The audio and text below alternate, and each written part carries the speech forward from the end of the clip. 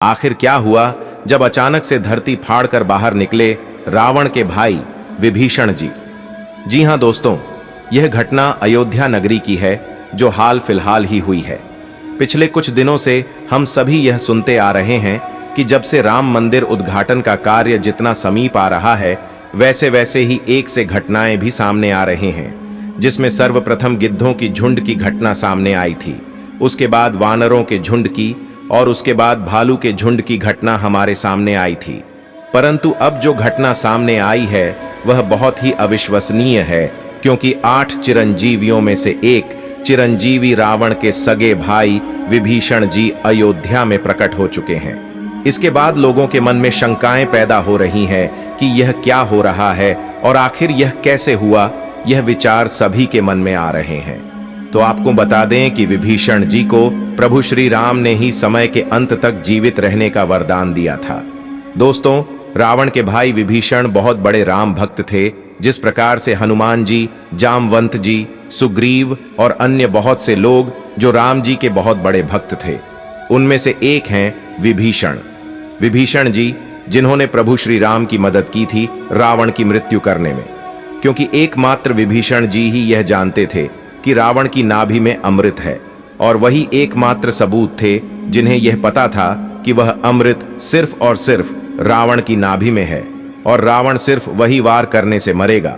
अगर विभीषण जी उस वक्त श्री राम का साथ नहीं देते तो हो सकता था आज रामायण का इतिहास कुछ और होता। दोस्तों, महर्षि विश्रवा को असुर कन्या कैकसी के संयोग से 3 पुत्र हुए, जो कि रावण, कुंभकर्ण और विभीषण थे। विभीषण विश्रवा के सबसे छोटे पुत्र थे। विभीषण बचपन से ही धर्मपरायण और भगवान का भक्त था। विभीषण की पत्नी का नाम सरमा और उसकी बेटी का नाम त्रिजटा था। एक बार तीनों भाइयों ने बहुत दिनों तक कठोर तपस्या करके ब्रह्मा जी को प्रसन्न कर लिया। ब्रह्मा ने प्रकट होकर तीनों से वर मांगने के लिए कहा। रावण ने अपने महत्वाकांक्षी स्वभाव के अनुसार ब्रह्मा जी से त्रैलोक्य विजयी होने का वरदान मांगा। कुंभकर्ण ने इंद्रासन की जगह गलती से निंद्रासन मांग लिया, इसलिए वह वर्ष में बस 1 दिन के लिए ही जागता था। अंत में विभीषण ने उनसे भगवत भक्ति की याचना की। तपस्या से लौटने के बाद रावण ने अपने सौतेले भाई कुबेर से सोने की लंकापुरी को छीनकर उसे अपनी राजधानी बनाया और ब्रह्मा के वरदान के प्रभाव से त्रैलोक्य विजयी बना। विभीषण भी रावण के साथ लंका में रहने लगे। रावण ने जब सीता जी का हरण किया, तब विभीषण पराई स्त्री के हरण को महापाप बताते हुए सीता जी को श्री राम को लौटा देने की सलाह देकर हमेशा धर्म की शिक्षा देता था, लेकिन रावण उसकी एक नहीं सुनता था। अंत में रावण ने उसे लंका से निकाल दिया। दोस्तों, जब हनुमान जी सीता की खोज करते हुए लंका में आए, उन्होंने श्री राम नाम से अंकित विभीषण का घर देखा। घर के चारों ओर तुलसी के वृक्ष लगे हुए थे। सूर्योदय के पूर्व का समय था। उसी समय श्री राम नाम का स्मरण करते हुए विभीषण जी की निद्रा भंग हुई। राक्षसों के नगर में श्री राम भक्त को देखकर हनुमान जी को आश्चर्य हुआ। 2 राम भक्तों का परस्पर मिलन हुआ। हनुमान जी ने उनसे पता पूछकर अशोक वाटिका में माता सीता का दर्शन किया। जब हनुमान जी लंका का दहन कर रहे थे, तब उन्होंने अशोक वाटिका को इसलिए नहीं जलाया क्योंकि वहां सीता जी को रखा गया था। दूसरी ओर उन्होंने विभीषण का भवन इसलिए नहीं जलाया क्योंकि विभीषण के भवन के द्वार पर तुलसी का पौधा लगा था। भगवान विष्णु का पावन चिन्ह शंख, चक्र और गदा भी बना हुआ था। सबसे सुखद तो यह कि उनके घर के ऊपर राम नाम अंकित था।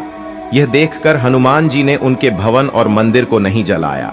रावण के निकाले जाने के बाद विभीषण के पास और कोई चारा नहीं था। वे प्रभु श्री राम की शरण में चले गए। वे चाहते थे कि निर्दोष लंकावासी न मारे जाएं और लंका में न्याय का राज्य स्थापित हो। विभीषण के शरण याचना करने पर सुग्रीव ने श्री राम से उसे शत्रु का भाई व दुष्ट बताकर उनके प्रति आशंका प्रकट की और उसे पकड़कर दंड देने का सुझाव दिया। हनुमान जी ने उन्हें दुष्ट की बजाय शिष्ट बताकर शरणागति देने की वकालत की। इस पर श्री राम जी ने विभीषण को शरणागति न देने के सुग्रीव के प्रस्ताव को अनुचित बताया और हनुमान जी से कहा कि आपका विभीषण को शरण देना तो ठीक है, किंतु उसे शिष्ट समझना ठीक नहीं है। इस पर श्री हनुमान जी ने कहा कि तुम लोग विभीषण को ही देखकर अपना विचार प्रकट कर रहे हो, मेरी ओर से भी तो देखो मैं क्यों और क्या चाहता हूं। फिर कुछ देर हनुमान जी ने रुककर कहा, जो एक बार विनीत भाव से मेरी शरण की याचना करता है और कहता है मैं तेरा हूं, उसे मैं अभयदान प्रदान कर देता हूं। यह मेरा व्रत है, इसलिए विभीषण को अवश्य शरण दी जानी चाहिए। दोस्तों, विभीषण का एक गुप्तचर था जिसका नाम अनल था। उसने पक्षी का रूप धारण कर लंका जाकर रावण की रक्षा व्यवस्था तथा सैन्य शक्ति का पता लगाया और इसकी सूचना भगवान श्री राम को दी थी। विभीषण ने ही राम को कुंभकर्ण, मेघनाद और रावण की मृत्यु का रहस्य बताया था। भगवान श्री राम ने विभीषण को लंका का नरेश बनाया और अजर अमर होने का वरदान दिया। विभीषण जी सप्त चिरंजीवियों में एक हैं और अभी तक विद्यमान हैं। विभीषण को भी हनुमान जी की तरह चिरंजीवी होने का वरदान मिला है। वे भी आज सशरीर जीवित हैं। इंद्रादि देवताओं के बाद धरती पर सर्वप्रथम विभीषण ने ही हनुमान जी की शरण लेकर उनकी स्तुति की थी।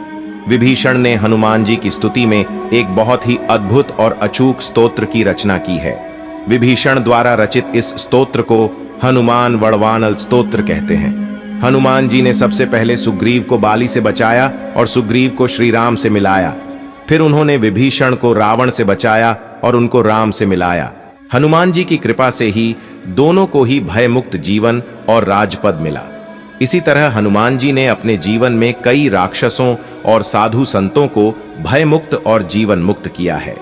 मित्रों, विभीषण जी की ऐसी भक्ति देखकर भी यदि आपने अभी तक चैनल को सब्सक्राइब नहीं किया है और वीडियो को लाइक नहीं किया है तो आप पक्के सनातनी नहीं हैं। इसलिए इस वीडियो को ज्यादा से ज्यादा शेयर करें और तैयारी करें आने वाली 22 जनवरी 2024 की भव्य राम वाली दिवाली के लिए। इसी के साथ वीडियो में अंत तक बने रहने के लिए धन्यवाद मित्रों।